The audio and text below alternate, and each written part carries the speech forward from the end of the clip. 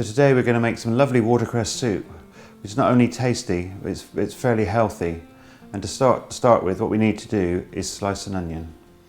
So I'm just going to simply cut it in half, take out the root, and then slice it. We like to slice this quite thin. And again, with the potato we're going to put in is the thickener.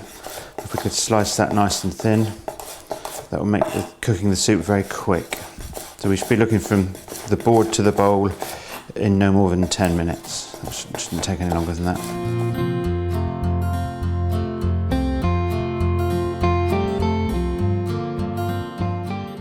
Okay, so while the onions are sweating down, all I'm going to do now is cut up the potato into small dice.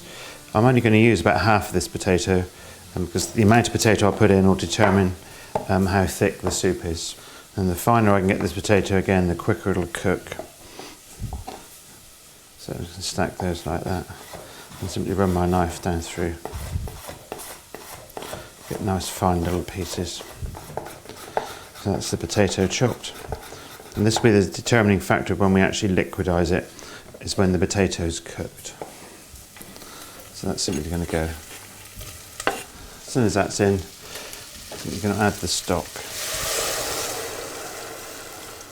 So while that's cooking away, what we need to do is prepare some of this watercress to go into the soup. And if we look at the watercress, I'll pick this piece up because it's quite big. It's got quite a big stalk on it. It's quite sort of fibrous. So what we need to do is separate out the smaller stalks and the leaves and disregard the bigger bit. It just isn't a very pleasant eat. So that's going to take a few minutes. We end up with that piece that's of no use to us, not in the soup anyway. Okay, so the potatoes had about 5 minutes in the boiling stock. I'm just going to taste a bit now and see if it's actually soft and cooked. If it is, that's now the time to add the watercress.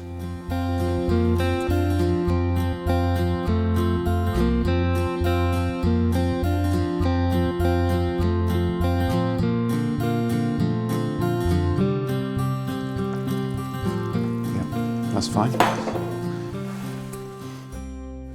Now I'm going to add the watercress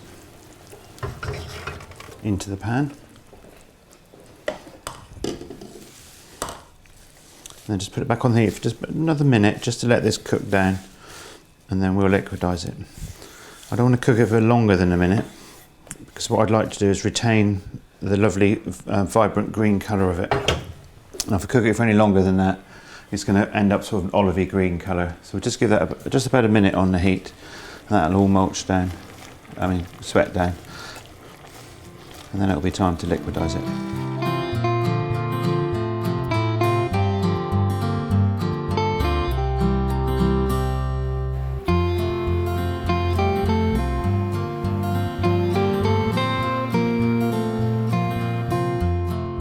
Okay, so that's the soup liquidized in the jug.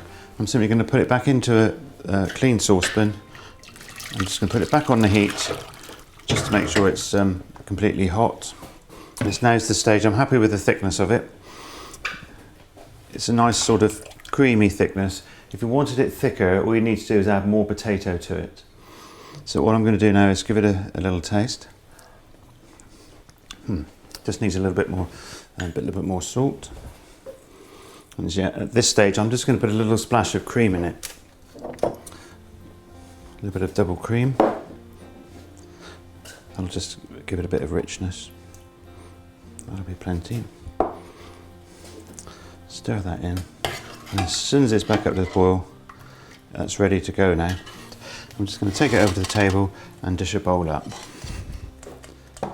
See, and I'll just get it into that white bowl and you'll be able to see what a lovely vivid green colour it stayed. And that's purely because we only cooked the watercress in it just for that 1 minute, so we've kept that lovely colour with it. Okay, and there we go. That's one lovely bowl of wild watercress soup.